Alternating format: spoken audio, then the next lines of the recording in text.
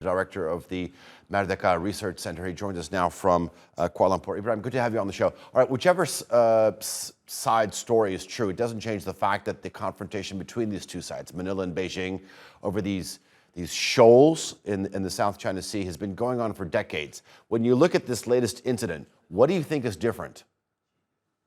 Well, I think this latest incident shows a more robust response from the Chinese naval authorities in trying to protect, their claims over the area. And this is an issue, like you said, has been going on for decades.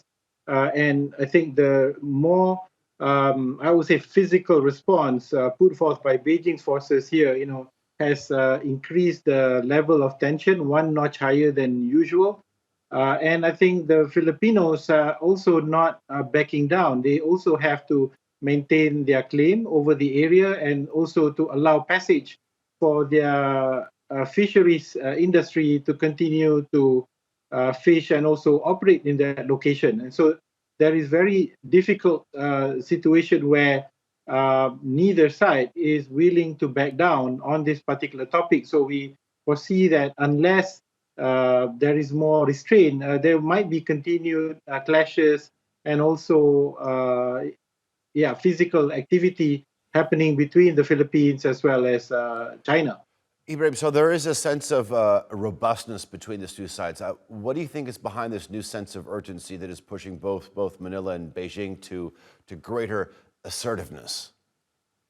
Well, I think in the current situation, Manila is under new leadership under the president. He has been in power for just over a year now. And I think he has been elected for the purpose of trying to safeguard Philippine interests in that area. And I think this is part and parcel of the signaling that the Philippines government is not going to let China block the area from their fishermen.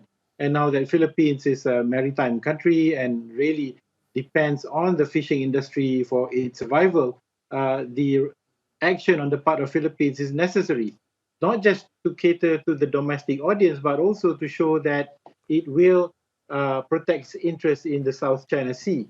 And I think in doing so, it will probably want to enforce the rulings on by international conventions on its rights over some of those disputed territories, those disputed shoals.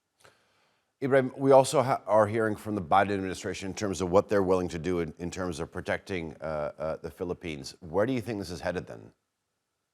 Well, I think, the current situation is delicate in the sense that I think neither party wants the tensions to escalate to a hot conflict. While there has been more roughhousing, more physical activity involving water cannons and all that, nobody wants this to escalate any further. But at the same time, there is difficulty in trying to get, let's say, China to comply with international conventions, and the Chinese, on the other side, see this as their territory, and it's also an important zone for them to safeguard access to southern China. And since we see the robust presence of the Chinese Navy and Chinese Coast Guard in that area for many years now.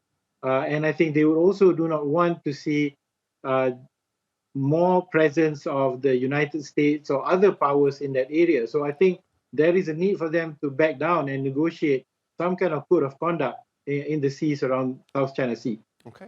Ibrahim Suffian, thank you very much for joining us here on TRT World. Do appreciate it, sir. Thank you.